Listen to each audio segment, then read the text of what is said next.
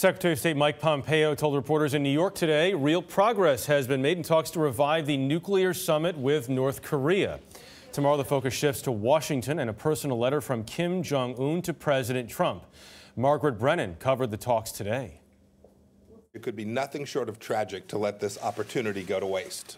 After 4 hours of meetings and a steak dinner with a top aide to Kim Jong Un, Secretary of State Mike Pompeo said he was still not sure if the June presidential summit would happen.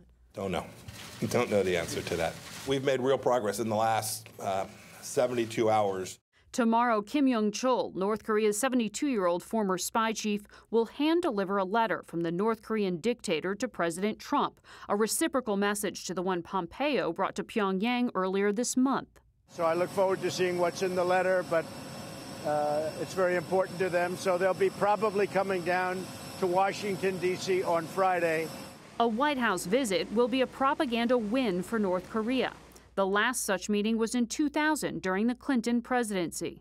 Hopefully we'll have a meeting on the 12th. Today, President Trump lowered expectations for the proposed summit. It doesn't mean it gets all done at one meeting. Maybe you have to have a second or a third, and maybe we'll have none. But it's in good hands, that I can tell you. Diplomats gathered at the DMZ say progress is slow-moving as they try to hammer out what North Korea is willing to give up in exchange for sanctions relief and security guarantees.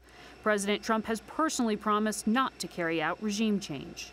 The real threat to their security is the continued holding on to of that nuclear weapons program, and not the converse.